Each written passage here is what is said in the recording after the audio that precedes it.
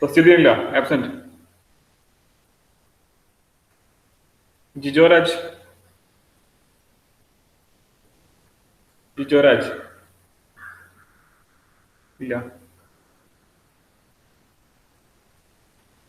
Jithin. Jithin. Present, sir. Karthikeyan. Present, sir. Mridul. Present, sir. Rahul. Present, sir. Sooraj. Present, sir. Saurav. Present, sir. Sreerag. Present, sir. Vaisakh. Present, sir. Vaishnav C K. Present, sir. Vaishnav P K. Present, sir. Waseem. Present, sir. Dinil. Dinil. Present. Vishnu K. Present, sir. Vishnu Mohan. Present, sir. Nikhil. Nikhil. നിഖിലില്ലേ? Okay.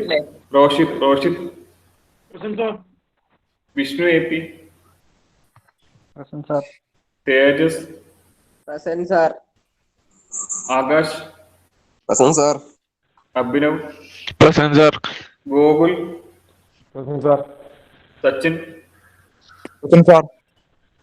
ഇപ്പൊ നേരത്തെ വിളിക്കാതെ ആരെങ്കിലും വന്നിട്ടുണ്ടോ? അപ്പൊ നേരത്തെ absent ആയിരുന്നു. അഭിരാം ഇല്ലേ? ഓക്കെ.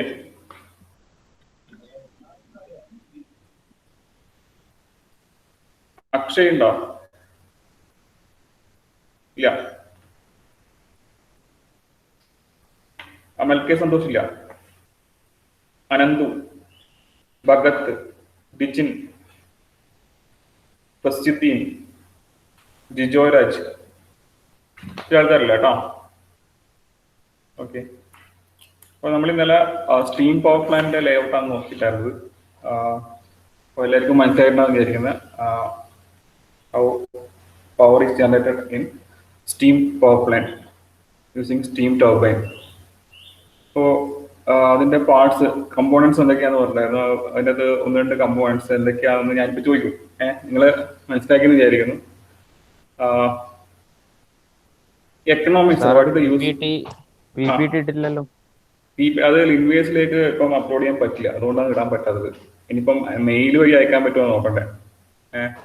ലിൻവേഴ്സിലേക്ക് ഇപ്പൊ അതെ ലിൻവേഴ്സിൽ അപ്ലോഡ് ചെയ്യാൻ പറ്റില്ല, ബുദ്ധിമുട്ട്. അത് പിന്നെ സെമസ്റ്റർ മാറ്റിയിട്ടില്ല, മാറ്റിക്കഴിഞ്ഞാലേ നമുക്ക് അപ്ലോഡ് ചെയ്യാൻ പറ്റുള്ളൂ. ഓക്കെ. എന്തായാലും നിങ്ങൾ ഇന്നലത്തെ ഒരു ഓർമ്മ വെച്ചിട്ട് കുറെ കളർ ഐഡിയ കിട്ടിയിട്ടുണ്ടാവല്ലോ. എക്കണോമൈസർ എന്തിനാണ് യൂസ് ചെയ്യുന്നത്? ഗൂഗിൾ എക്കണോമൈസറിന്റെ യൂസ് എന്താ? ഞാൻ വേണമെങ്കിൽ അതിന്റെ ഇത് ലേഔട്ട് ഇവിടെ ഡിസ്പ്ലേ ചെയ്യാം കേട്ടോ. ലേഔട്ട് ഡിസ്പ്ലേ ചെയ്യാം.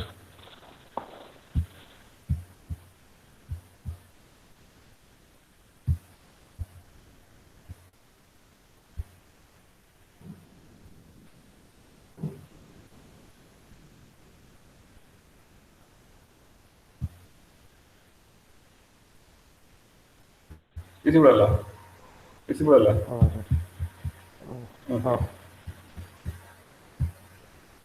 പവർ എനർജി കൺസപ്ഷൻ കുറക്കാണ്. പവർ പ്ലാന്റ് ഈ എക്കണോമൈസർ എവിടെ, എക്കണോമൈസറിന്റെ പൊസിഷൻ എവിടെ വരുന്നത്? എക്കണോമൈസർ എന്ന് പറഞ്ഞ ആ പാർട്ടിന്റെ പൊസിഷൻ എവിടെ വരുന്നത്? ബോയിലറിന്റെ താഴെയായിട്ട്. ബോയിലറിന്റെ താഴെ എന്ന് പറയുമ്പോൾ നമ്മൾ ഉദ്ദേശിക്കുന്നത് പിന്നെ എന്തിനൊക്കെ ഇൻ ബിറ്റ്വീൻ ആയിട്ടാണ് വരുന്നത്? ഫീഡ് പമ്പിന്റെയും ബോയിലറിന്റെ ഇൻ ബിറ്റ്വീൻ ആയിട്ടാണ് വരുന്നത്. അപ്പോ ഈ എക്കണോമിക്സിന്റെ യൂസ് എന്താണ്?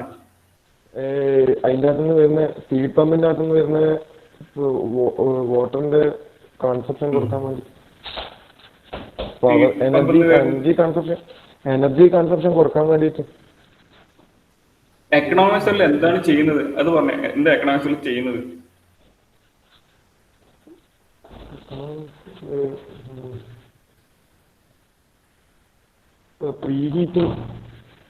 പ്രീ ഹീറ്റ് ചെയ്യുന്നത്. എന്തിനു പ്രീ ഹീറ്റ് ചെയ്യുന്നു? ഈ ഫീഡ് പമ്പിന് വരുന്ന വാട്ടറിനെ പ്രീ ഹീറ്റ് ചെയ്യുന്നു അല്ലേ? അതെ, പ്രീ ഹീറ്റ് ചെയ്യുന്നത്. എങ്ങനെയാ ഈ പ്രീ ഹീറ്റ് ചെയ്യാൻ എനർജി എന്താണ് എടുക്കുന്നത്? പ്രീ ഹീറ്റ് ഇതിപ്പോ ഈ എക്കണോമിക്സ് അതല്ല ഒരു ടൈപ്പ് ഓഫ് ഹീറ്റ് എക്സ്ചേഞ്ചർ ആണ് അല്ലെ? ഹീറ്റ് എക്സ്ചേഞ്ചർ അല്ലേ എക്കണോമിക്സ് എന്ന് പറയുന്നത്? അപ്പൊ ഫീഡ് പമ്പിൽ നിന്ന് പമ്പ് ചെയ്യുന്ന വാട്ടർ ടെമ്പറേച്ചർ കുറവായിട്ടുള്ളതായിരിക്കും. അപ്പൊ ആ ടെമ്പറേച്ചർ കുറവായിട്ടുള്ള വാട്ടറിനെ ബോയിലർ എത്തുന്നതിന് മുമ്പ് ഒന്ന് ഹീറ്റ് ചെയ്യണം. അതിന് വേണ്ടിയിട്ട് നമ്മൾ എക്കണോമിക്സ് പ്രൊവൈഡ് ചെയ്യുന്നത് അല്ലെ? കണ്ടൻസർ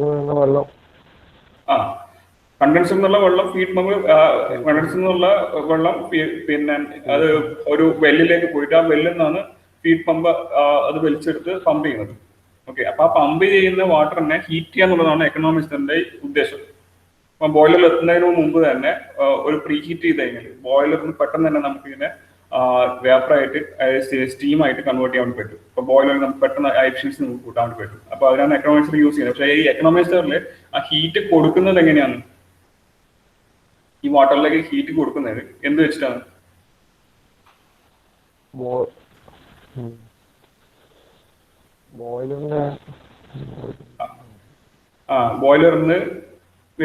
ബോയിലറിന് അവസാനം എല്ലാം കഴിഞ്ഞു വരുന്ന, അതായത് സൂപ്പർ ഹീറ്ററിന് കഴിഞ്ഞു വരുന്ന ഫ്ലൂ ഗ്യാസ് ഉണ്ടാവും. ഓക്കെ, ഈ ഫിഗറിനകത്ത് നിങ്ങൾക്ക് അങ്ങനെ കാണാൻ പറ്റില്ല. അതായത് ഫ്ലൂ ഗ്യാസ് ആദ്യം പാസ് ചെയ്യാം. ഈ പിന്നെ ബോയിലറിന് ഹീറ്റിംഗ് കഴിഞ്ഞിട്ടാകും ബാക്കിയുള്ള എക്സോസ്റ്റ് ഗ്യാസ് സൂപ്പർ ഹീറ്ററിലേക്ക് പാസ് ചെയ്യും.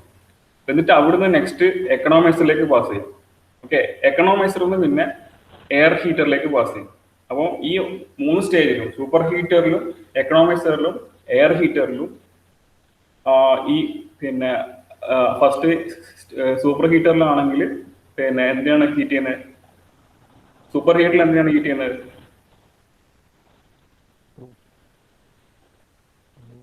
എന്തിനാണ് ഹീറ്റ് ചെയ്യുന്നത്? വേറെ ആരെങ്കിലും പറഞ്ഞോ? സൗരവ് പറഞ്ഞാട്ടെ.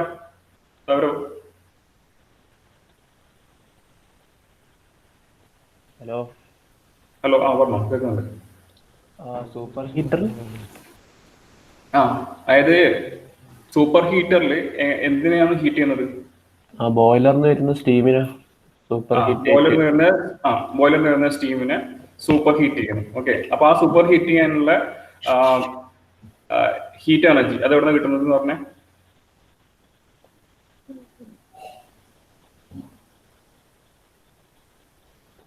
ബോയിലറിന് വരുന്ന എക്സ്ട്രാ വരുന്ന ഫ്ലൂ ഗ്യാസ്, അതായത് ഓൾറെഡി പിന്നെ സ്റ്റീം ആയിക്കഴിഞ്ഞ് ഇപ്പം എക്സോസ്റ്റ് ഗ്യാസ് പിന്നെ അതിന് ഫ്ലൂ ഗ്യാസ് എന്ന് പറയാം. അത് സൂപ്പർ ഹീറ്ററിലേക്ക് ആദ്യം വിടുന്നു. അപ്പൊ അവിടെ നിന്ന് ഈ സ്റ്റീമിനെ അഗൈൻ അത് ഹീറ്റ് ചെയ്യുന്നു.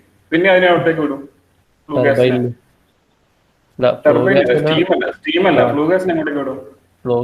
എക്കണോമൈസർ എയർ ഹീറ്റർ എക്കണോമിക്സിലേക്ക് വിടും. അപ്പൊ എക്കണോമിക്സിലേക്ക് വിടുമ്പോ അവിടെ നിന്ന് പിന്നെ ഈ ഫീഡ് ബാറ്ററിന് അത് ഹീറ്റ് ചെയ്യും അല്ലെ? പിന്നെ റിമൈനിങ് പിന്നെയുള്ള എനർജി കുറവായിട്ടുള്ള ഫ്ലൂ ഗ്യാസിനെ പിന്നെ എയർ ഹീറ്ററിലേക്ക് വിടും. ഓക്കെ, അപ്പൊ എയർ ഹീറ്ററിന് വരുമ്പോൾ പിന്നെ ഈ അറ്റ്മോസ്ഫിയറിക് എയറിനെ എയർ ഹീറ്ററിൽ വെച്ചിട്ട് ഒന്ന് പ്രീ ഹീറ്റ് ചെയ്യും. ഓക്കെ, അതും കഴിഞ്ഞിട്ടാണ് അവസാനം അത് താഴെ ഡ്രാഫ്റ്റ് ഫാൻ വെച്ചിട്ട് ഇൻഡ്യൂസ്ഡ് ഡ്രാഫ്റ്റ് ഫാൻ വെച്ചിട്ട് വലിച്ചെടുക്കുന്നുള്ളൂ. ഓക്കെ, അപ്പൊ അങ്ങനെയാണ് അതിന് പ്രോസസ് പോലെ. അപ്പൊ ഇതിനകത്ത് ഓക്കെ, അടുത്ത ആളോട് ഞാൻ ചോദിക്കാം, ഈ ഇലക്ട്രോസ്റ്റാറ്റിക് പ്രസിപ്പിറ്റേറ്ററിന്റെ യൂസ് എന്താണ്? ഇലക്ട്രോസ്റ്റാറ്റിക് പ്രസിപ്പിറ്റേറ്ററിന്റെ യൂസ് എന്താണ്? രാഹുൽ സാർ. ഇലക്ട്രോസ്റ്റാറ്റിക് പ്രസിപ്പിറ്റേറ്ററിന്റെ യൂസ് എന്താ? മറ്റേ AC വരുന്നതിനെ ഇതാക്കുന്നല്ലേ? അതായത് ഈ ഫ്ലൂ ഗ്യാസ് നമ്മളെ എയർ ഹീറ്റർ കഴിഞ്ഞ് വരുന്ന ഫ്ലൂ ഗ്യാസ്, അത് എനർജി എല്ലാം മാക്സിമം യൂസ് ചെയ്ത് കഴിഞ്ഞിട്ടുള്ള ആ ഫ്ലൂ ഗ്യാസ്, ഹീറ്റ് എല്ലാം മാക്സിമം യൂസ് ചെയ്തിട്ടുള്ള ഫ്ലൂ ഗ്യാസിന്റെ അകത്ത് ഇപ്പൊ എങ്ങനെ ഉണ്ടാവും? ഈ ആഷസ് ഉണ്ടാവും അല്ലെ? ആഷസ് എങ്ങനെ ഉണ്ടാവുന്നത്? ഈ കോള് ബേൺ ചെയ്യുമ്പോൾ, കോള് എന്ന് പറഞ്ഞൊരു സോളിഡ് ഫ്യൂലാണ്. അപ്പൊ അതുകൊണ്ട് തന്നെ ആഷസ് ഉണ്ടാവും, നല്ലോണം ആഷസ് ഉണ്ടാവും. അപ്പോൾ ഓരോ ദിവസവും ടൺ കണക്കിനൊക്കെ ആഷ് വരുന്ന പറയുന്നത്. ഓക്കെ, ആ ആഷസ് നമ്മൾ ഡയറക്റ്റ് ചിമ്മിനി വഴി കൊടുത്തു കഴിഞ്ഞാൽ അത് പൊല്യൂഷൻ ഉണ്ടാവും അല്ലെ? ഡയറക്റ്റ് ചിമ്മിനി വഴി പോവുകയാണെങ്കിൽ പൊല്യൂഷൻ ഉണ്ടാവും. അപ്പൊ അതുകൊണ്ട് തന്നെ അത് നമ്മളൊന്ന് ഡംപ് ചെയ്യണം, അത് വലിച്ചെടുക്കണം. അപ്പൊ അതിന് വേണ്ടിയിട്ടാണ് ഇലക്ട്രോസ്റ്റാറ്റിക് പ്രസിപ്പിറ്റേറ്റർ യൂസ് ചെയ്യുന്നത്. ഓക്കെ, ഈ ആഷസ് കളക്ട് ചെയ്യുന്നതിന് വേണ്ടിയിട്ട്. ഓക്കെ, നെക്സ്റ്റ് ഈ അടുത്ത ആള് മില്ലിന്റെ യൂസ് എന്താ? മില്ല് എന്ന് പറഞ്ഞാൽ എന്താണ് മില്ലിന്റെ യൂസ്? സൂരജ് പറഞ്ഞോട്ടെ. Suraj what is the use of mill? Sir ആ മില്ലിന്റെ വെച്ച് കഴിഞ്ഞാല് ഈ റോക്ക് കോൾ ഇതില്ലേ ബങ്കർ. ആ rock coal bunker. Okay. Rock coal bunker എന്ന് പറഞ്ഞാൽ എന്താ ഉദ്ദേശിക്കുന്നത്? അത് മറ്റേ ഇതില്ലേ കരി പോലത്തെ. Coal coal. ആ ആ ആ അത് മില്ല് ചെയ്തിട്ട് ഹോട്ട് എയർ കൊടുക്കുന്ന സംഭവല്ലേ? അതെ. അപ്പൊ മില്ലിൽ എന്താ സംഭവിക്കുന്നത്? മില്ലെന്ന് വെച്ച് കഴിഞ്ഞാൽ എന്താ പറയാ, കോളില്ലേ, അത് മില്ല് ചെയ്യുന്ന സംഭവല്ലേ? മില്ല് എന്താ ചെയ്യുന്നത്? അവിടെ പൊടിക്കല്ലേ ചെയ്യുന്നത് അല്ലേ? അതന്നെ മില്ല് ചെയ്യാന്ന് വെച്ചാൽ പൊടിക്കലല്ലേ? ഓക്കെ. അത് നിനക്ക് പറഞ്ഞൂടെ? പൾവറൈസ് ചെയ്യണേ. ഓക്കെ അല്ലേ? Coal is pulverised into fine grade particles. Okay. വളരെ ഏറ്റവും എത്രയും ഫൈൻ ആയിട്ട് പൊടിക്കാൻ പറ്റുന്നോ അത്രയും കംപ്ലീറ്റ് ആയിട്ടുള്ള കമ്പഷൻ നമുക്ക് അച്ചീവ് ചെയ്യാൻ പറ്റും. ഓക്കെ. അപ്പൊ മില്ലില് ഈ പൾവറൈസ് ചെയ്ത കോളിനെയും അവിടുന്ന് പ്രൈമറി ഹെയറിനെയും മിക്സ് ചെയ്തിട്ട് അത് ബോയിലർ ബർണറിലേക്ക് വിടുക ചെയ്യുന്നത്. പിന്നെ സെക്കൻഡറി എയർ പിന്നെ അത് ഓൾസോ മിക്സ് ചെയ്ത് കംപ്ലീറ്റ് കമ്പഷൻ നമുക്ക് പോസിബിൾ ആവും. അപ്പൊ അങ്ങനെയാണ് അതിന്റെ ആക്ഷൻ വരുന്നത്. ഓക്കെ. അപ്പോൾ അത്യാവശ്യം എല്ലാവർക്കും ക്ലിയർ ആയിട്ട് വിചാരിക്കുന്നത്. അപ്പൊ നമ്മള് സ്റ്റീം പവർ പ്ലാന്റ് വർക്കിംഗ് നോക്കുകയാണെങ്കിൽ ഇപ്പോ ജസ്റ്റ് ആ സ്റ്റീമിന്റെ ആ സർക്യൂട്ട് മാത്രം നോക്കുകയാണെങ്കിൽ, അതായത് ഈ പവർ ജനറേഷന്റെ ആ ഒരു ഇത് മാത്രം നോക്കുകയാണെങ്കിൽ, ബാക്കിയെല്ലാം ഒഴിവാക്കി നോക്കുകയാണെങ്കിൽ ഫസ്റ്റ് നടക്കുന്നത് അതിന്റെ ഡിഫറെന്റ് സ്റ്റെപ്പ് എന്ന് പറയുന്നത് അതിന് steam power station heat is released by burning fuel. അതായത് കോള് ബേൺ ചെയ്യുന്നുണ്ടാകുന്ന ആ ഹീറ്റ് അത് റിലീസ് ആവുന്നു. That released heat is taken up by water which works as the working fluid. അതായത് ട്യൂബിൻ്റെ ഉള്ളിലുള്ള വാട്ടറിനെ സ്റ്റീം ആയിട്ട് കൺവേർട്ട് ചെയ്യാൻ വേണ്ടിയിട്ടാണ് യൂസ് ചെയ്യുന്നത്. So water is converted into steam as it receives heat in a boiler. Then the steam expands in a turbine producing mechanical work. അതിന് മുമ്പായിട്ട് നമ്മൾ super heat ചെയ്യും, എന്നിട്ടാണ് വിടുക. സോ ഇവിടെ ഞാൻ പറഞ്ഞുള്ളത് ജസ്റ്റ് ആ എക്സ്പാൻഷൻ സ്റ്റേജ് മാത്രമാണ്. Steam then expands in a turbine producing mechanical work. Then it is converted into electrical energy through a generator. Turbine ആയിട്ട് കപ്പിൾ ചെയ്ത ജനറേറ്റർ റൊട്ടേറ്റ് ചെയ്യുമ്പോൾ നമുക്ക് ഇലക്ട്രിസിറ്റി പ്രൊഡ്യൂസ് ചെയ്യാം. Then the exhaust steam from the turbine is condensed in a condenser. Condensate is pumped into the boiler where it again receives heat and the cycle is repeated. അപ്പോൾ ഇത് തന്നെ cycle repeat ചെയ്ത് കൊടുക്കുന്നത്. ഇതാണ് ശരിക്കും ഒരു steam power പ്ലാന്റിന്റെ വർക്കിംഗിലുള്ള step. അതായത് ആ സ്റ്റീം നമ്മൾ വർക്കിംഗ് ഫ്ലൂയിഡ് മാത്രം കൺസിഡർ ചെയ്യുകയാണെങ്കിൽ, വർക്കിംഗ് ഫ്ലൂയിഡ് എന്ന് പറയുന്നതാണ് ഈ വാട്ടർ സ്റ്റീം. അപ്പൊ അത് കൺസിഡർ ചെയ്യുകയാണെങ്കിൽ അതിന്റെ ഓപ്പറേഷൻസ് ആണ് ഇവിടെ പറഞ്ഞിട്ടുള്ളത്. സോ നമ്മൾ ഈ സ്റ്റീം പവർ പ്ലാന്റിന്റെ വർക്കിംഗ് പ്രിൻസിപ്പിൾ, അതായത് എന്ത് പ്രിൻസിപ്പിൾ ഏത് സൈക്കിളിനെ ബേസ് ചെയ്തിട്ടാണ് വർക്ക് ചെയ്യുന്നത് ചോദിച്ചാൽ നമുക്ക് പറയാൻ പറ്റുന്നത് റാങ്കിൻ സൈക്കിളാണ്. Rankine cycle is the idealised cycle for steam power plants. നിങ്ങൾക്ക് ഇതിനകത്ത് ഈ പറഞ്ഞ സ്റ്റെപ്സ് ഏറ്റവും എന്താ പറയുക സിമ്പിളായിട്ട് അതിന്റെ സ്കീമാറ്റിക് സ്കെച്ച് ഇവിടെ കൊടുത്തിട്ടുണ്ട്. ഇവിടെ ടർബൈൻ 1 to 2 എന്ന് പറയുന്നത് ടർബൈനിലുള്ള എക്സ്പാൻഷൻ ആണ്. ഈ സ്റ്റീം ടർബൈനിലൂടെ പാസ് ചെയ്ത് എക്സ്പാൻഡ് ചെയ്ത് 0.2 നമുക്ക് ഔട്ട്ലെറ്റിലൂടെ പുറത്ത് വരുന്നു. പിന്നെ അത് കണ്ടൻസറിലേക്ക് പാസ് ചെയ്യുന്നു 2 to 3. അതാണ് കണ്ടൻസ് ചെയ്യുന്ന പ്രോസസ്സ്. ദെൻ 3 to 4 എന്ന് പറയുന്നത് ഫീഡ് പമ്പ് വെച്ചിട്ട് അത് പമ്പ് ചെയ്യുന്നു, ബോയിലറിലേക്ക് പമ്പ് ചെയ്യുന്നു. ദെൻ 4 to 1 അഗൈൻ ബോയിലറിലുള്ള ഹീറ്റിംഗ് പ്രോസസ്സ്. 3 സ്റ്റേജസ് ആണ് ഇവിടെ ഉള്ളത്. അപ്പോൾ ഇവിടെ നമുക്ക് ഹീറ്റ് അഡിഷൻ എന്ന് പറയുന്നത് ഒന്ന് ബോയിലറിൽ നമുക്ക് ഹീറ്റ് അഡിഷൻ വരുന്നത് അല്ലെ, Q1 Q in കാണിച്ചിട്ടുണ്ട്. അപ്പോൾ ബോയിലറിലാണ് ഹീറ്റ് അഡിഷൻ വരുന്നത്. പിന്നെ ടർബൈനിൽ WT വർക്ക് ഔട്ട്പുട്ട്. അപ്പോൾ അതാണ് നമുക്ക് റിക്വയർഡ് ആയിട്ടുള്ള എനർജി. ഓക്കെ, വർക്ക് ഔട്ട്പുട്ട് നമുക്ക് ടർബൈനിൽ നിന്നാണ് കിട്ടുന്നത്. പിന്നെ കണ്ടൻസറിൻ്റെ അകത്ത് എന്താ ചെയ്യുന്നത്, Q2 കാണാം, അത് Q ഔട്ട് ആണ്, അത് എനർജി റിലീസ് ആവുന്നു, എനർജി പുറത്തേക്ക് പോകുന്നത് റിജക്റ്റഡ് എനർജിയാണ്, റിജക്റ്റഡ് ഹീറ്റ് ആണ്. ദെൻ ഇൻ ഫീഡ് പമ്പിൽ നമ്മൾ എക്സ്ട്രാ എനർജി പമ്പിലേക്ക് കൊടുത്തിട്ടാണ് പമ്പ് ചെയ്യുന്നത് അല്ലേ. അപ്പോൾ അവിടെ വർക്ക് നമ്മൾ കൊടുക്കുകയാണ് ചെയ്യുന്നത്, WP pump work, WIN. Okay, അപ്പോൾ അത് പമ്പിനെ ഓപ്പറേറ്റ് ചെയ്യാൻ വേണ്ടിയിട്ടുള്ള എനർജി. അപ്പോൾ ഇവിടെ നമുക്ക് ടോട്ടൽ ഔട്ട്പുട്ട് എന്ന് പറയുന്നത് W ഔട്ട് മൈനസ് WIN ആയിരിക്കും അല്ലേ. വർക്ക് ഔട്ട്പുട്ട് എന്ന് പറയുന്നത് W out മൈനസ് WIN ആയിരിക്കും. അതായത് ടർബൈനിൽ നമുക്ക് കിട്ടുന്ന വർക്ക് മൈനസ് നമ്മൾ പമ്പിലേക്ക് കൊടുക്കുന്ന വർക്ക്. അപ്പൊ അതായിരിക്കും നെറ്റ് വർക്ക് എന്ന് പറയുന്നത്. സോ ആ net work divide by net heat, അതായിരിക്കും എന്ത് ഇതിന്റെ എഫിഷ്യൻസി. ഓക്കെ, നെറ്റ് ഹീറ്റ് എന്ന് പറയുമ്പോൾ Q1 മൈനസ് Q2, അതായിരിക്കും നമുക്ക് അതിന്റെ എഫിഷ്യൻസി ആയിട്ട് പറയാൻ പറ്റുന്നത്. Net work divide by heat supplied. So the Rankine cycle consists of the following process. Process 1 to 2, reverse adiabatic expansion in the turbine.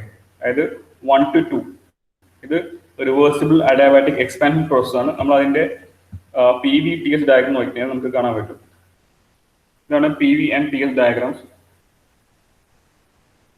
അതിനകത്ത് 1 to 2 നിങ്ങൾക്ക് ഇവിടെ 1' 2' 1 to 2 1" 2' ഇങ്ങനെ 3 ടൈപ്പ് ലൈൻ കാണാം. അത് 3 ഡിഫറെന്റ് കേസിലുള്ള എക്സ്പാൻഷൻ ആണ്. അതായത് 1' to 2' എന്ന് പറയുന്നത് എങ്ങനെയുള്ള എക്സ്പാൻഷൻ ആണ്? വെറ്റ് സ്റ്റീമിന്റെ എക്സ്പാൻഷൻ ആണ്. വെറ്റ് സ്റ്റീമിന്റെ എക്സ്പാൻഷൻ ആണ് കാണിച്ചത്. അപ്പോൾ സപ്പോസ് നമ്മൾ പുറത്തേക്ക് വരുന്ന സ്റ്റീമിനെ സൂപ്പർ ഹീറ്റ് ചെയ്തിട്ടില്ലെങ്കിൽ അത് വെറ്റ് സ്റ്റീം ആകാനുള്ള പോസിബിലിറ്റി ഉണ്ട്. സോ അങ്ങനെയുള്ള കേസിലുള്ള എക്സ്പാൻഷൻ ആണ് 1' to 2' എന്ന് പറയുന്നത്. പിന്നെ 1 to 2 ഡ്രൈ സാച്ചുറേറ്റ് സ്റ്റീം, പിന്നെ 1" to 2" അത് സൂപ്പർ ഹീറ്റഡ് സ്റ്റീം. നമ്മൾ സൂപ്പർ ഹീറ്റ് പ്രൊവൈഡ് ചെയ്യുകയാണെങ്കിൽ നമുക്ക് ആ ഇത് ചെയ്യാം. ഈ സൂപ്പർ ഹീറ്റ് ചെയ്യുമ്പോൾ നമുക്ക് കൂടുതൽ വർക്ക് ഔട്ട്പുട്ട് കിട്ടും. ഓക്കെ, അപ്പൊ അതുകൊണ്ട് തന്നെ ഏറ്റവും ഡിസർവ് ആയി നമ്മൾ അതുകൊണ്ടാണ് നമ്മൾ സൂപ്പർ ഹീറ്റർ പ്രൊവൈഡ് ചെയ്യുന്നത്. ഇപ്പോൾ 1" 2" അതാണ് ഇപ്പൊ നമ്മൾ കൺസിഡർ ചെയ്യുന്നത്. അതായത് ഒരു സൂപ്പർ ഹീറ്റർ പ്ലേസ് ചെയ്തിട്ടുള്ള കേസിലുള്ള നമുക്ക് റിവേഴ്സിബിൾ അഡിയാബാറ്റിക് എക്സ്പാൻഷൻ പ്രോസസ് വരിക. Okay,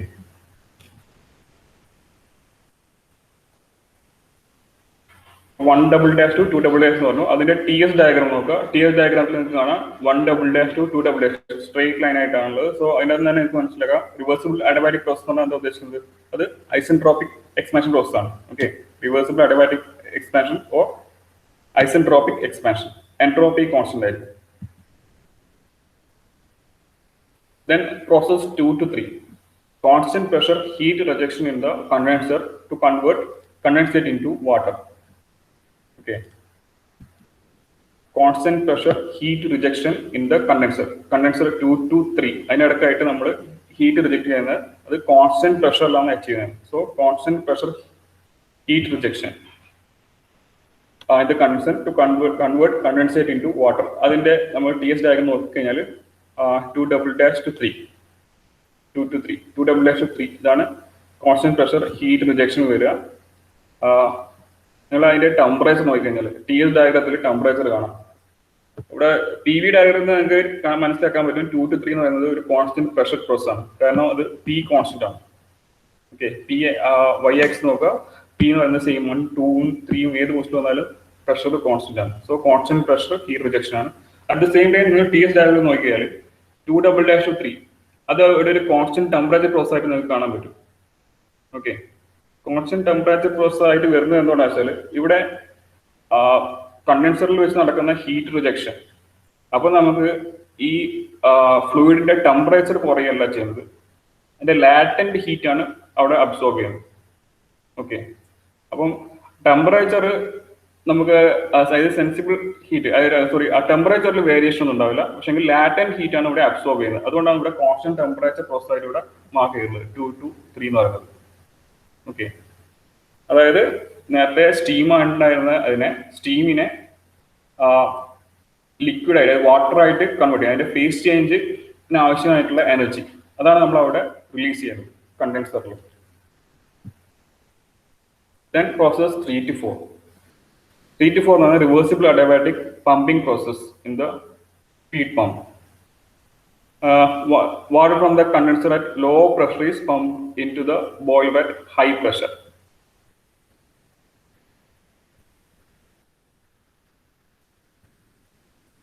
Okay, pumping process either 3 stage stage 3 condenser heat pump വെച്ചിട്ട് ഹൈ പ്രഷറിൽ ബോയിലിലേക്ക് പമ്പ് ചെയ്യണം.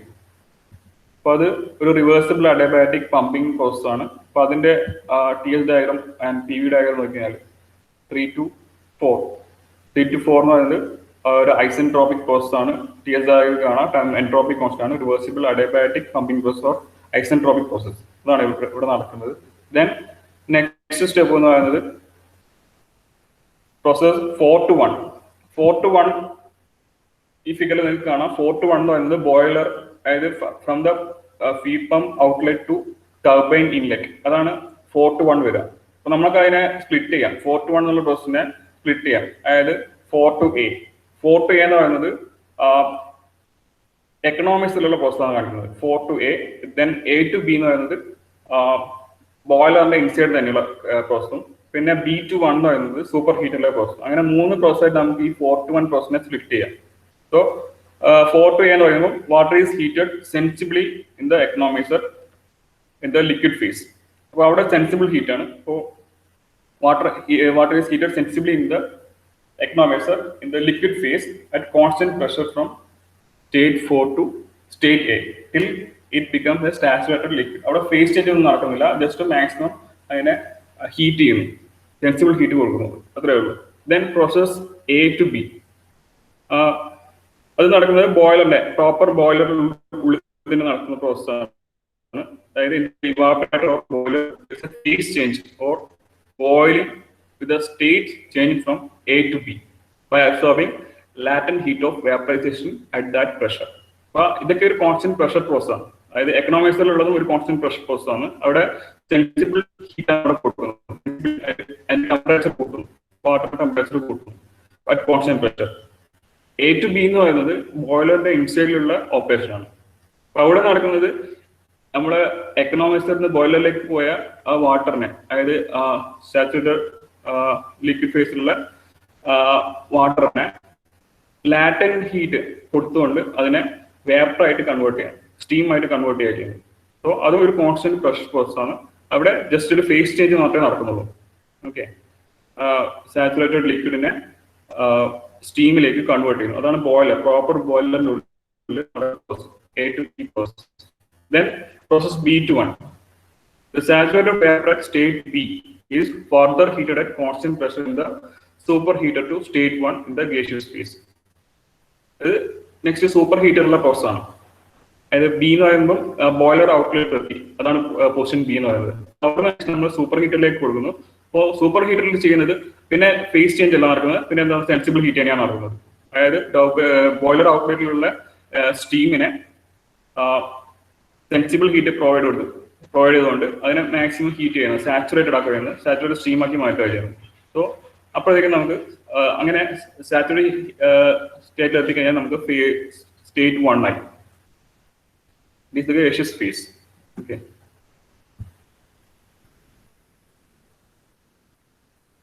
The 4:1. നിങ്ങൾക്ക് ഇവിടെ ഇന്റർമീഡിയറ്റ് സ്റ്റേജസ് ഒന്നും ഇവിടെ കാണാൻ പറ്റില്ല. അപ്പൊ ഈ 4:1 എന്നുള്ള പ്രോസസ്സിനുള്ളിൽ നടക്കുന്ന കാര്യങ്ങളാണ് ഞാൻ പറഞ്ഞത്. 4:1 പ്രോസസ്സിനുള്ളിൽ നടക്കുന്ന കാര്യങ്ങളാണ് പറഞ്ഞത്. അപ്പൊ അത് ഒരു കോൺസ്റ്റന്റ് പ്രഷർ പ്രോസസ് ആണ് പറഞ്ഞു. Constant pressure heat addition process ആണ്. Constant pressure heat addition process ആണ് അത്. ഓക്കെ, അപ്പൊ ഇത്രയാണ് നമ്മൾ ഒരു ടർബൈന്റെ വർക്കിംഗ് സൈക്കിൾ എന്ന് പറയുമ്പോൾ വരിക. ഓക്കെ, ക്ലിയർ ആണല്ലോ?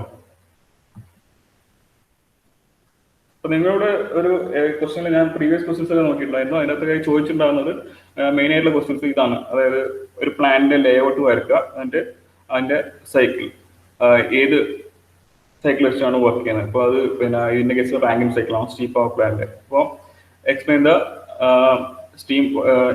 The Leh out of steam power plant and explain with the help of Rankine cycle. അങ്ങനെയാണ് ക്വസ്റ്റ്യൻസ് ഉണ്ടാവുക. അപ്പം ഇതും കൂടെ നിങ്ങൾ അതിന്റെ ലേ ഔട്ടിന്റെ കൂടെ അഡീഷണൽ ആയിട്ട് ആഡ് ചെയ്യേണ്ടി വരും. ഓക്കെ, നെക്സ്റ്റ് നമുക്ക് ഇതിനു മുമ്പായിട്ട് നിങ്ങൾക്ക് ഈ ടർബൈൻ്റെ ഓപ്പറേഷൻ എങ്ങനെയാണെന്ന് ഞാൻ ജസ്റ്റ് ഒന്ന് കാണിക്കാം. ടർബൈൻ്റെ ഓപ്പറേഷൻ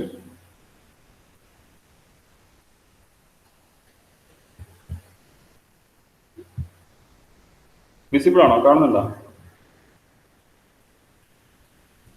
കാണുന്നുണ്ട്.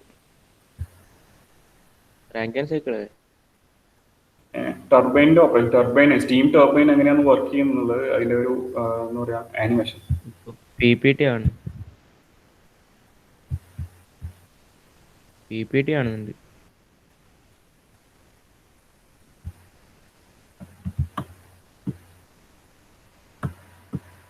സാർ ഭാഗത്തിന് കയറാൻ പറ്റുന്നില്ല എന്ന് പറയുന്നത്. ഓക്കെ, വിസിബിൾ ആണല്ലോ. ഭാഗത്തിന് കയറാൻ പറ്റുന്നില്ല എന്ന് പറയുന്നുണ്ട്. ഇവിടെ നോക്കുക, ഇവിടെ കാണിച്ചിട്ടുള്ളത് ടർബൈൻ. നിങ്ങൾക്ക് ഇതിൽ രണ്ട് സിമെട്രിക്കൽ ആയിട്ടുള്ള ഒരു ടർബൈൻ ആണ്. അത് ലെഫ്റ്റ് സൈഡ് ഉണ്ട്, റൈറ്റ് സൈഡ് ഉണ്ട്. അതായത് സെന്ററിലൂടെയാണ് നമുക്ക് സ്റ്റീം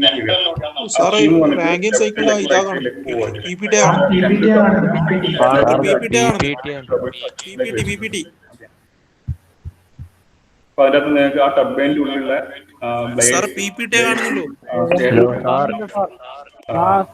ഈ ടർബൈന്റെ ഷേപ്പ് നിങ്ങൾ എപ്പോഴും വരുന്നതിനുള്ള കാരണം അതിന്റെ റോട്ടേഴ്സ് അറേഞ്ച് ചെയ്തിട്ടുള്ള എങ്ങനെയായിരിക്കും, അതായത് ലെങ്ത് ഡയമീറ്റർ കൂടി വരുന്നതിൽ അറേഞ്ച് ചെയ്തിട്ടുള്ള അതിന്റെ സ്കീമാറ്റിക് സ്കെച്ചിൽ അത് കാണിക്കുന്നത്, അങ്ങനെ കാണിക്കുന്നത്. സാർ PPT കാണുന്നത്.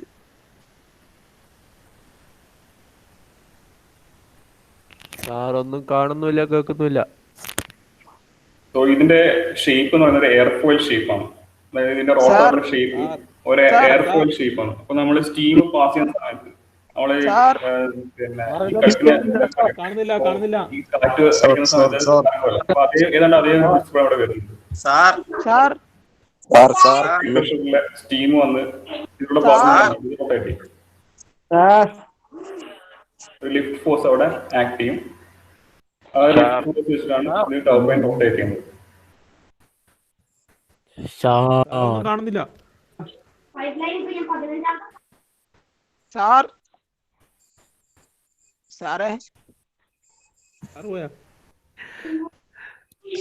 മെസ്സി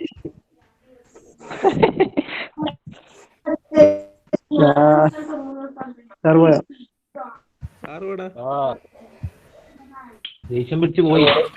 ഫസ്റ്റ് സ്റ്റേജ് കഴിഞ്ഞു, അടുത്ത സ്റ്റേറ്റ് സെറ്റ് വെച്ചു, പിന്നെ അടുത്ത നമ്മളൊരു സ്റ്റേജും കണ്ടില്ല.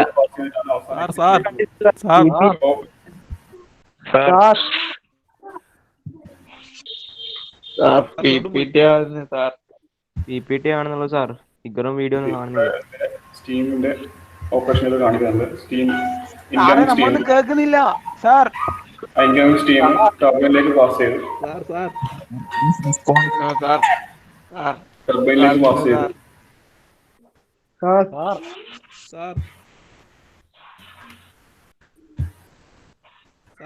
ഇതില്ല, PPT മാത്രമേ ഉള്ളൂ. സാർ അടിച്ചുപോയി സാർ.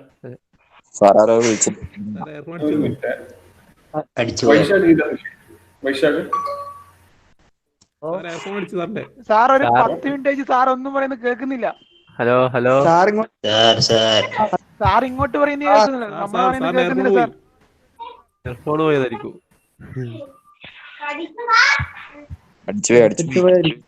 സാറേ സാറിന്റെ എയർഫോൺ അടിച്ച്. സാറെ വിളിച്ചിട്ട് എടുക്കുന്നില്ല. വിളിച്ചിട്ട് സാർ കാണുന്നുണ്ട്.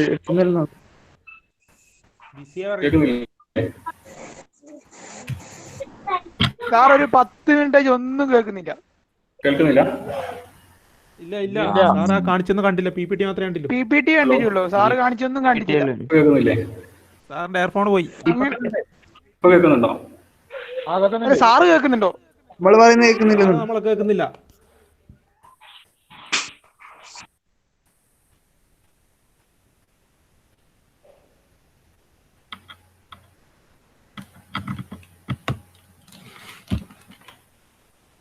ഹലോ, കേൾക്കുന്നുണ്ടോ? ഇപ്പൊ കേൾക്കുന്നുണ്ടോ? ഇല്ല, അങ്ങനല്ല, സാറ് പറയുന്നത് നമ്മള് കേൾക്കുന്നുണ്ട്. സാറ് നമ്മൾ പറയുന്നത് കേൾക്കുന്നില്ല. ഹലോ സാർ, കേൾക്കുന്നുണ്ടോ? കേൾക്കുന്നുണ്ടോ?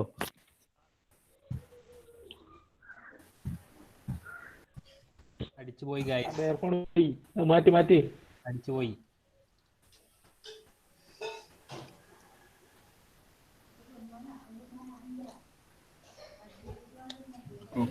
ഞാൻ പറയുന്നത് കേൾക്കുന്നില്ല അല്ലേ?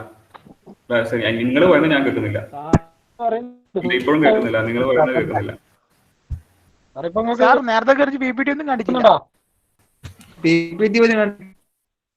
ഓക്കെ ഓക്കെ, ശരി ശരി. ഇപ്പൊ നിങ്ങൾക്ക് വീഡിയോ കാണുന്നില്ല അല്ലേ? വീഡിയോ ഞാൻ ഒന്നും കൂടെ പ്ലേ ചെയ്യാം. ഒന്നുകൂടെ കാണിക്കാം. സാറ് നമ്മൾ പറയുന്നത് കേൾക്കൂല. ഞാൻ ഈ ചാറ്റ് ബോക്സ് നോക്കിക്കോളാം. ഞാൻ ഈ ചാറ്റ് ബോക്സ് നോക്കിക്കോളാം. ഞാൻ ഇത് ഷെയർ ചെയ്യുന്നുണ്ട്.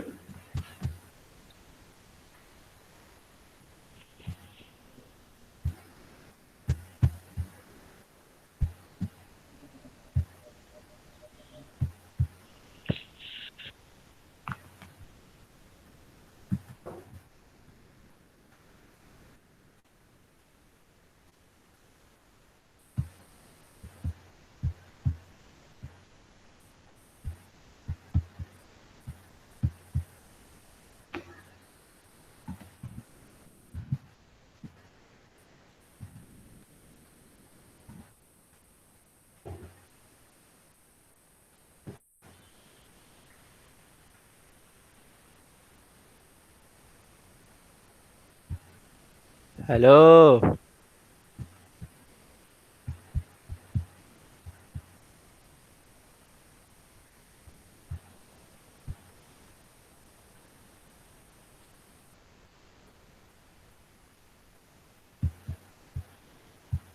ഓക്കെ.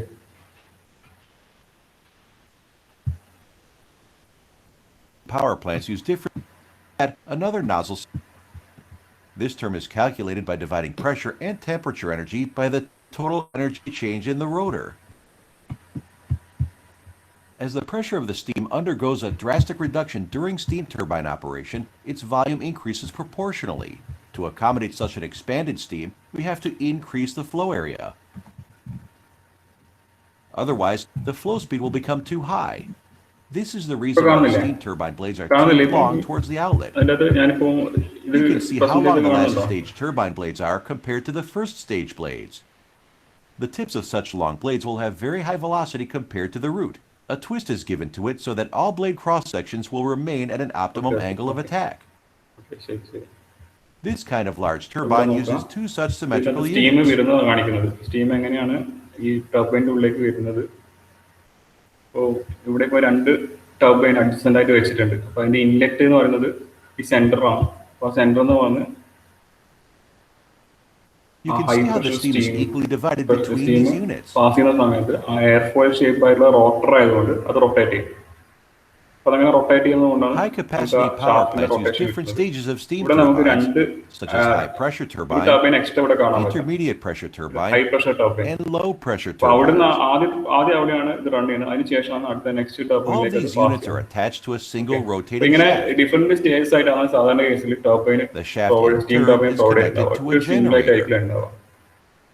അത് അങ്ങനെ ചെയ്യുമ്പോൾ കൂടുതൽ എഫിഷ്യൻസി കിട്ടും. അതിനു വേണ്ടിയിട്ടാണ് അങ്ങനെ ചെയ്യുന്നത്.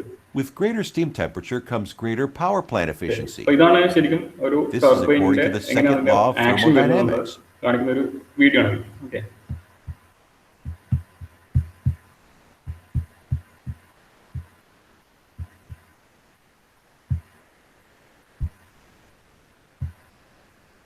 ഓക്കെ. നെക്സ്റ്റ് നമുക്ക് ഈ ഒരു പവർ പ്ലാന്റ് നമ്മൾ അതിനൊരു സൈറ്റ് സെലക്ട് ചെയ്യുമ്പോൾ ശ്രദ്ധിക്കേണ്ട കാര്യങ്ങൾ എന്തൊക്കെയാണെന്നുള്ള കാര്യമാണ് പറയുന്നത്. ഓക്കെ.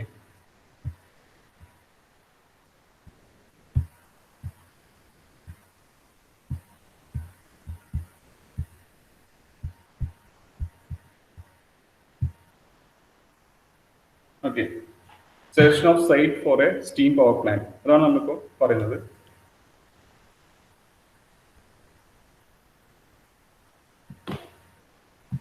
ഇപ്പോ കേൾക്കുന്നുണ്ടല്ലോ? ഒന്ന് കമന്റ് ചെയ്യണേ. കേൾക്കുന്നില്ലേ? Hello sir. ഓക്കെ, ശരി.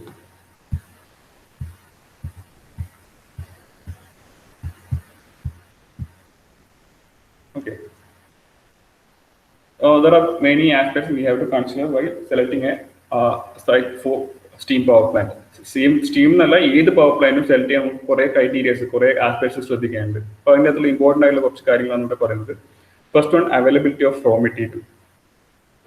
നമുക്കറിയാം നമ്മൾ പ്രൊഡ്യൂസ് ചെയ്യുന്ന ഈ പവർ എന്ന് പറയുന്നത് usually in the range of 400 megawatt അല്ലെങ്കിൽ 200 മെഗാവാട്ട്, ഒരു മെഗാവാട്ടിന്റെ റേഞ്ച് ആണല്ലോ, നല്ല ഹൈ പവർ ആയിട്ട് നമുക്ക് ജനറേറ്റ് ചെയ്യേണ്ടി വരും. സോ അതിനനുസരിച്ച് തന്നെ നമുക്ക് റിക്വയർഡ് ആയിട്ടുള്ള റോ മെറ്റീരിയൽസിന്റെ ക്വാണ്ടിറ്റിയും അതിന് മാത്രമേ ഉണ്ടാവും. അതായത് ടൺ കണക്കിന് റോ മെറ്റീരിയൽസ് ആവശ്യമായിരിക്കും. അതായത് ഒരു average thermal power plant about 4000 megawatt capacity ഉള്ള 400 മെഗാവാട്ട് കപ്പാസിറ്റി ഉള്ള ഒരു പവർ പ്ലാന്റിന് almost 5000 to 6000 tons of coal per day ആവശ്യമായിരിക്കും. സോ ആ റോ മെറ്റീരിയലിന്റെ അവൈലബിലിറ്റി അത് ഉള്ള സ്ഥലത്തായിരിക്കണം ഈ സ്റ്റീം പവർ പ്ലാന്റിന്റെ location. So it is important to locate the plant as near as possible to the local fields to reduce transportation costs. Then if not possible to locate plant near the coal field, then it should be located near the railway station. Okay, so coal field mind അടുത്ത് locate ചെയ്യാൻ പറ്റില്ലെങ്കിൽ railway station അടുത്തായിട്ട്, അതായത് transport പെട്ടെന്ന് തന്നെ എത്തിക്കാൻ പറ്റുന്ന തരത്തിൽ ആക്സസിബിൾ ആകുന്ന തരത്തിലുള്ള ഒരു അറേഞ്ച്മെന്റ് ഉള്ള സ്ഥലത്തായിരിക്കണം ഇത് പ്ലേസ് ചെയ്യുന്നത്, പവർ പ്ലാന്റ് പ്ലേസ് ചെയ്യുന്നത്. Next, nature of land. Land selected should have good bearing capacity as it has to withstand the dead load of the plant and the forces transmitted to the foundation to working of heavy machinery.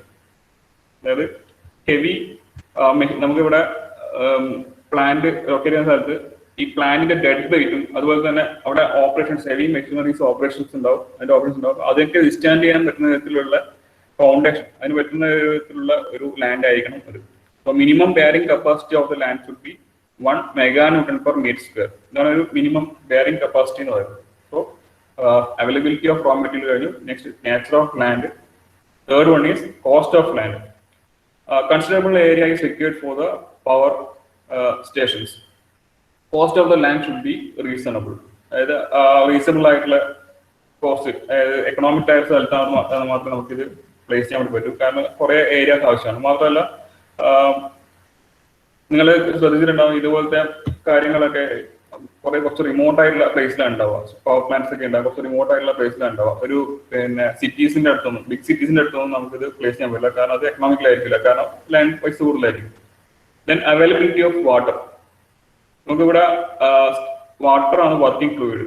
Steam power plant working fluid എന്ന് പറഞ്ഞാൽ water ആണ്. So അതിന് തന്നെ നമുക്ക് huge amount of water ആവശ്യമായിരിക്കും. പിന്നെ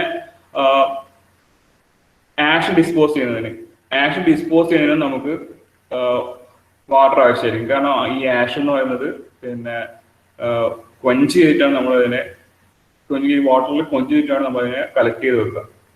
okay, എന്നാലും നമുക്ക് അതിന്റെ ഹാൻഡ്ലിംഗ് പോസിബിൾ ആവും. അതുകൊണ്ട് അങ്ങനെ ചെയ്യുന്നത്. So it is very necessary to locate the plant near the water source. അതുപോലെ തന്നെ നമുക്ക് ഈ കണ്ടൻസറിന്റെ കേസിലും കണ്ടൻസിങ് ഫ്ലൂയിഡ്, അതിന്റെ അവൈലബിലിറ്റി, അതുപോലെ മേക്കപ്പ് വാട്ടർ, അതിനൊക്കെ നമുക്ക് ഇത് ആവശ്യമാണ്. സോ അവൈലബിലിറ്റി ഓഫ് വാട്ടർ എന്നത് ഇമ്പോർട്ടന്റ് ആസ്പെക്ട് ആണ്. Next is transport facilities. Transport facilities എന്ന് പറയുമ്പോൾ ഇത് അതിപ്പോൾ ഫ്യൂവൽ ആണെങ്കിൽ ശരി, അതുപോലെ ഹെവി മെഷീനറീസ് ആവാം. അതൊക്കെ ട്രാൻസ്പോർട്ട് ചെയ്യുന്നതിന് വേണ്ടിയിട്ട് നമുക്ക് ഈ പ്ലാന്റ് എപ്പോഴും സിറ്റുവേറ്റ് ചെയ്യുന്നത് ഒരു റെയിൽവേ ലൈൻ, ഒരു അതിനായി അറ്റാച്ച് ചെയ്തിട്ട് റെയിൽവേ ലൈൻ ഉണ്ടാകുന്നത് എപ്പോഴും നല്ലതായിരിക്കും. ഈ പ്ലാന്റ്സിലേക്കെല്ലാം റെയിൽവേ ലൈൻസ് ഉണ്ടാകുന്നത് നല്ലതായിരിക്കും. So it is always necessary to have a railway line available near the power station for bringing heavy machinery for installation and for bringing the fuel. Then ash disposal facilities. Ash handling problem is more serious as compared to the handling of coal because it comes out very hot and it's very corrosive. അതായത് കോളിന്റെ ഹാൻഡ്ലിങ്ങിനെക്കാട്ടും ഭയങ്കര ബുദ്ധിമുട്ടായിട്ടുള്ള കാര്യം, കുറച്ചും കൂടെ ശ്രദ്ധിക്കേണ്ട കാര്യമാണ് ആഷിന്റെ handling. കാരണം ഈ ash എന്ന് പറയുന്നത് എക്സോസ്റ്റ് ഗ്യാസിൽ കൂടെ വരുന്ന ആഷ് എന്ന് പറഞ്ഞാൽ നല്ല ഹീറ്റുള്ളതായിരിക്കും, കൊറോസീവ് നേച്ചർ ആയിരിക്കും. സോ അതിന്റെ ഹാൻഡ്ലിങ് വളരെ ഇമ്പോർട്ടന്റ് ആയിട്ടുള്ള കാര്യമാണ്. If not disposed properly, it will result in environmental pollution and other hazards. So there must be sufficient space to dispose this large quantity of ash. ഇതിനൊക്കെയുള്ള place ഉള്ള available ഉള്ള സ്ഥലം നോക്കിയിട്ടായിരിക്കണം നമ്മൾ ലാൻഡ് സെലക്ട് ചെയ്യേണ്ടത്, site select ചെയ്യേണ്ടത്. Then availability of labor. During the construction of plant, enough labor is required. നമുക്ക് work force required ആണ്. സോ ഈസിലി ആക്സസിബിൾ, അതായത് വർക്ക് ഫോഴ്സിന് അത്യാവശ്യം വലിയ എമൗണ്ട് ഇല്ലാതെ കുറച്ച് ചീപ്പ് റേറ്റിൽ അവൈലബിൾ ആകുന്ന ഒരു സ്ഥലത്ത് നമുക്കിത് പ്ലേസ് ചെയ്യുന്നതായിരിക്കും അതുകൊണ്ടും better. Then size of the plant. The capacity of the plant decides the size of the plant. അത് എത്ര നമുക്ക് പവർ ജനറേറ്റ് ചെയ്യുന്നു അതിനനുസരിച്ച് പ്ലാന്റിന്റെ സൈസും കൂടും.